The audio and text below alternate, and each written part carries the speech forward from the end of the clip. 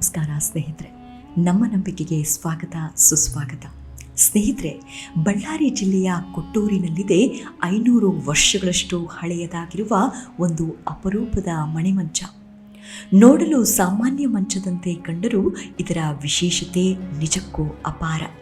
ಯಾಕಂದರೆ ಇದನ್ನು ಉಡುಗೊರೆಯಾಗಿ ಕೊಟ್ಟಿದ್ದು ಬಾದ್ಶಾ ಅಕ್ಬರ್. ಇಂದಿಗೂ ಇದನ್ನು ಮುಸ್ಲಿಂ ಚಕ್ರವರ್ತಿಯ ದೂತಕವಾಗಿ ಹಿಂದೂ ಧರ್ಮೀಯರು ಪೂಜಿಸುತ್ತಿರುವುದೇ ಇದರ ವಿಶೇಷ. ಅಷ್ಟೇ ಅಲ್ಲ, ಈ ಮಂಚ ಎಷ್ಟು ಪೂಜ್ಯನೀಯ ಎಂದರೆ ಹಾಸಿಗೆ ಮತ್ತು ಮಂಚವನ್ನು ಬಳಸಲು ಗುರು ಕೊಟ್ಟೂರೇಶ್ವರರು ಮಾತ್ರ ಅರ್ಹರೆಂಬ ನಂಬಿಕೆ ಇದೆ. ಆದ್ದರಿಂದ ಕೊಟ್ಟೂರೇಶ್ವರರ ದೇವರನ್ನು ಮನೆದೇವರೆಂದು ಪೂಜಿಸುವ ಮನೆತನದವರು ತಮ್ಮ ಮನೆಗಳಲ್ಲಿ ಇಂದಿಗೂ ಮಲಗಲು ಮಂಚ ಬಳಸುವುದಿಲ್ಲ, ಹಾಸಿಗೆ ಮೇಲೆ ಮಲಗುವುದಿಲ್ಲ ಎಂಬ ಪ್ರತೀತಿ ಇದೆ. ಆದರೆ ಇತ್ತೀಚಿನ ಕಾಲದಲ್ಲಿ ಅದೆಲ್ಲವೂ ಕಾಲಕ್ರಮೇಣ ಬದಲಾಗಿದೆ. ಅಷ್ಟಕ್ಕೂ ಈ ಮಣಿಮಂಚದ ಕುರಿತಾದ ಇತಿಹಾಸ ಏನು ಹೇಳುತ್ತೆ? ಅಲ್ಲದೆ ಈ ಮಂಚವನ್ನು ಕೊಟ್ಟಿದ್ದಾದರೂ ಯಾಕೆ? ಈ ಕೊಟ್ಟೂರಿನ ಇತಿಹಾಸ ಏನು ಹೇಳುತ್ತೆ ಅನ್ನೋದನ್ನು ಇವತ್ತಿನ ಸಂಚಿಕೆಯಲ್ಲಿ ನೋಡೋಣ. ಅದಕ್ಕೂ ಮುನ್ನ ನಮ್ಮ ನಂಬಿಕೆಗೆ ನಿಮ್ಮ ಬೆಂಬಲವಿರಲಿ. ಸ್ನೇಹಿತರೆ, ಈ ಕೊಟ್ಟೂರು ಇರೋದು ಬಳ್ಳಾರಿ ಜಿಲ್ಲೆಯಲ್ಲಿ. ಕೊಟ್ಟೂರಿನ ಮೂಲ ಹೆಸರು ಶಿಖಾಪುರ. ಇಲ್ಲಿನ ಗ್ರಾಮ ದೇವತೆಯಾದ ಕೊಟ್ಟವ್ವನಿಂದ ಕೊಟ್ಟೂರು ಎಂದಾಯಿತು ಎಂಬ ಪ್ರತೀತಿ ಇದೆ. ಅಲ್ಲದೆ ಬಸವ ಪರಂಪರೆಗೆ ಸೇರಿದ 16ನೇ ಶತಮಾನದ ಶಿವಶರಣರ ಪೈಕಿ ಅಗ್ರಮಾನ್ಯರಾದ ಶ್ರೀ ಗುರು ಕೊಟ್ಟೂರೇಶ್ವರರ ಕಾರ್ಯಕ್ಷೇತ್ರವೇ ಕೊಟ್ಟೂರು. ಗುರು ಕೊಟ್ಟೂರೇಶ್ವರರು ಆಗಮಿಸಿದ ನಂತರ ಪವಾಡಗಳನ್ನು ಮಾಡುತ್ತಾ, ಇಲ್ಲದವರಿಗೆ ಪವಾಡ ಮಾಡಿ ಕೊಡುತ್ತಾ ಕೊಡುವ ಊರು ಕೊಟ್ಟೂರು ಎಂದಾಯಿತು ನೋಡ ಎನ್ನುತ್ತಾರೆ ಹಿರಿಯರು. ಪೌರಾಣಿಕ ಹಿನ್ನೆಲೆಯಲ್ಲಿ ಶ್ರೀ ಗುರು ಕೊಟ್ಟೂರೇಶ್ವರ ಸ್ವಾಮಿ ನೆಲೆ ನಿಲ್ಲುವ ಮುಂಚೆ ಈ ಕ್ಷೇತ್ರದಲ್ಲಿ ಶ್ರೀ ವೀರಭದ್ರೇಶ್ವರ ಸ್ವಾಮಿ ನೆಲೆಯ ಕ್ಷೇತ್ರವಾಗಿತ್ತು. ಒಮ್ಮೆ ಕೊಟ್ಟೂರೇಶ್ವರ ಸ್ವಾಮಿಯು ಊರೂರು ಸುತ್ತುತ್ತಾ ಶಿಖಾಪುರಕ್ಕೆ ಬಂದಾಗ ರಾತ್ರಿಯಾಗಿತ್ತು. ಆ ಸಮಯದಲ್ಲಿ ಶ್ರೀ ವೀರಭದ್ರೇಶ್ವರ ಸ್ವಾಮಿಯ ಬಳಿ ಬಂದು ಕೊಟ್ಟೂರೇಶ್ವರರು ತಮಗೆ ತಂಗಲು ಸ್ಥಳವನ್ನು ನೀಡುವಂತೆ ಕೋರಿಕೊಳ್ಳುತ್ತಾರೆ.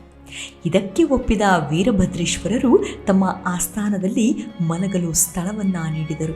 ಬೆಳಗಾಗುವ ಹೊತ್ತಿಗೆ ಸಂಪೂರ್ಣವಾಗಿ ಇಡೀ ಆಸ್ಥಾನವನ್ನು ಆವರಿಸಿದ ಕೊಟ್ಟೂರೇಶ್ವರರು ಶ್ರೀ ವೀರಭದ್ರನಿಗೆ ಸ್ಥಳವೇ ಇಲ್ಲದಂತೆ ಮಾಡಿದರು. ಈ ಕುರಿತು ವೀರಭದ್ರನು ಕೊಟ್ಟೂರೇಶ್ವರರಲ್ಲಿ ಕೇಳಲಾಗಿ, ನೀವು ನಿಮ್ಮ ಸ್ಥಳವನ್ನು ನನಗೆ ನೀಡಿ ನೀವು ಕೊಡದಗುಡ್ಡಕ್ಕೆ ಹೋಗಿ ನೆಲೆಸಿರಿ ಎಂದು ಹೇಳಿದ್ರಂತೆ.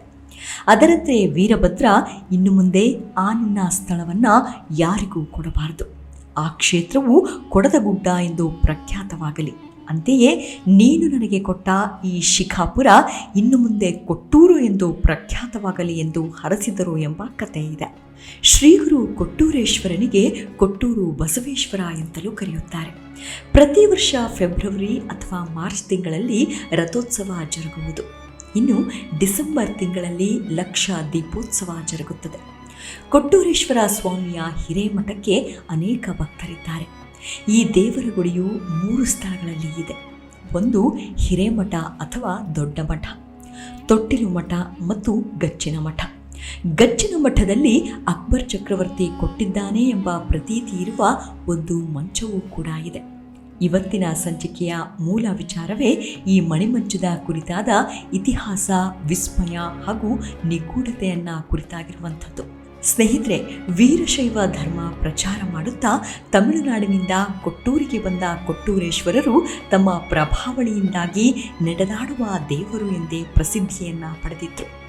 ಕೊಟ್ಟೂರಿನಲ್ಲಿ ನೆಲೆ ನಿಂತ ಶ್ರೀಗುರು ಕೊಟ್ಟೂರೇಶ್ವರ ಲೀಲಾತಾಣಗಳಾದ 4 ಮಠಗಳಲ್ಲಿ ಗಚ್ಚಿನ ಮಠವೂ ಒಂದು. ತಮ್ಮ ಬದುಕಿನ ಕೈಂಕರ್ಯಗಳನ್ನು ಪೂರೈಸಿದ ಕೊಟ್ಟೂರೇಶ್ವರರು ಮಾಘ ಮಾಸದ ಬಹಳ ಶುದ್ಧವಾದ ಮೂಲ ನಕ್ಷತ್ರದಲ್ಲಿ ಜೀವಂತವಾಗಿ ಸಮಾಧಿಯಾದರು. ಹಾಗೆ ಜೀವಂತ ಯೋಗ ಸಮಾಧಿಯಾದ ಸ್ಥಳವೇ ಗಚ್ಚಿನ ಮಠ.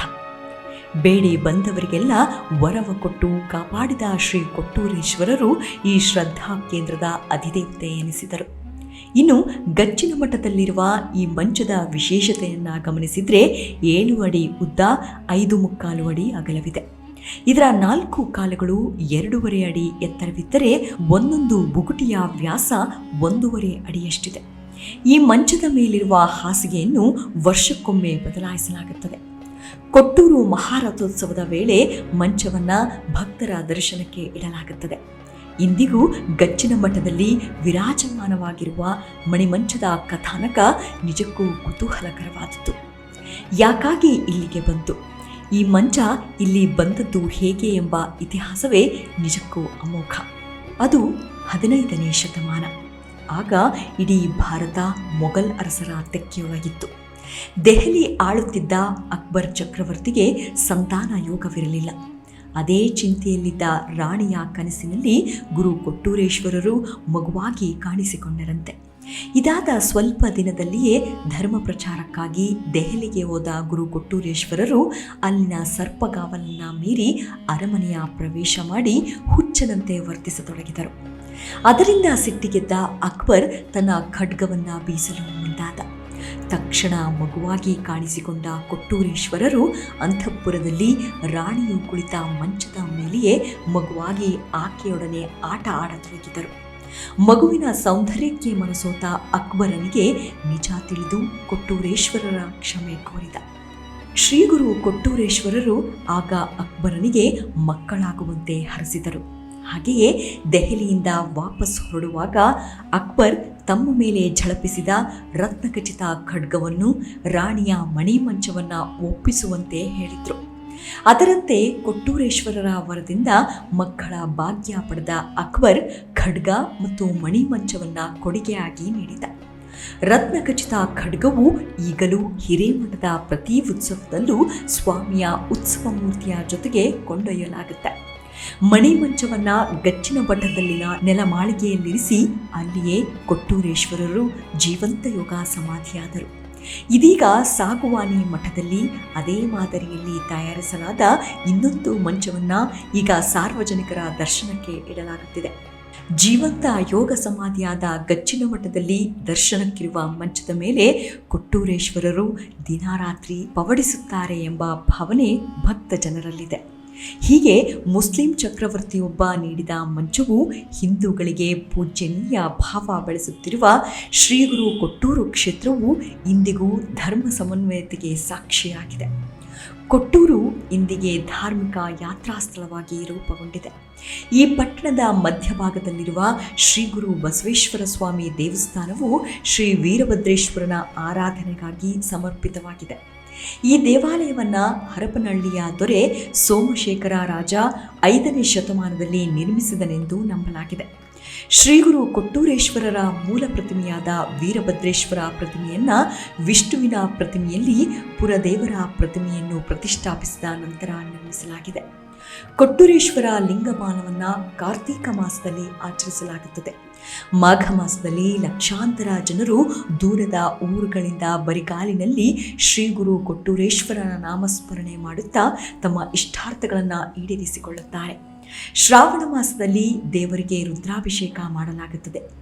ದೇವರಿಗೆ ನಿತ್ಯ ರುದ್ರಾಭಿಷೇಕ, ಪಂಚಾಮೃತ ಅಭಿಷೇಕ, ಪೂಜೆ ಪುನಸ್ಕಾರಗಳು, ಅಷ್ಟೋತ್ತರ ಶತನಾಮಾವಳಿ, ಮಹಾಮಂಗಳಾರತಿ ಹಾಗೆ ದೀಪಾರಾಧನೆ ನೆರವೇರಿಸಲಾಗುತ್ತದೆ.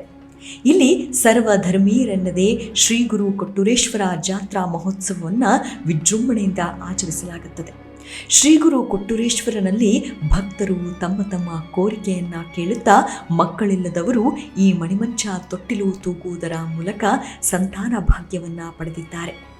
ಕೆಲವರು ಆರೋಗ್ಯವನ್ನು ಮತ್ತೆ ಸಕಲ ಬೇಡಿಕೆಗಳನ್ನು ಇಟ್ಟು ಪಾದಯಾತ್ರೆ ಮೂಲಕ, ದೀಡ ನಮಸ್ಕಾರ, ಪ್ರದಕ್ಷಿಣೆ ಮೂಲಕ ತಮ್ಮ ಹರಕೆ ಪೂರೈಸಿ ಶ್ರೀ ಗುರು ಕೊಟ್ಟೂರೇಶ್ವರನಲ್ಲಿ ಪ್ರಾರ್ಥಿಸುತ್ತಾರೆ. ಹಾಗೆ ಮುಸ್ಲಿಂ ಜನಾಂಗದವರು ಸಹ ತಮ್ಮ ಬೇಡಿಕೆಗಳನ್ನು ಕೋರುತ್ತಾರೆ. ಇವಿಷ್ಟು ಕೊಟ್ಟೂರೇಶ್ವರ ಮಣಿಮಂಚದ ಕುರಿತಾದ ಕೆಲವೊಂದಿಷ್ಟು ಮಾಹಿತಿ. ಹಾಗೆ ನಮ್ಮೆಲ್ಲರ ಮೇಲೂ ಶ್ರೀ ಗುರು ಕೊಟ್ಟೂರೇಶ್ವರರ ಆಶೀರ್ವಾದವಿರಲಿ. ಮುಂದಿನ ಸಂಚಿಕೆಯಲ್ಲಿ ಮತ್ತೆ ಸಿಗೋಣ. ಅಲ್ಲಿಯವರೆಗೂ ನಿಮ್ಮ ಆರೋಗ್ಯದ ಕಡೆ ಗಮನವಿರಲಿ. Take care. ನಮಸ್ಕಾರ.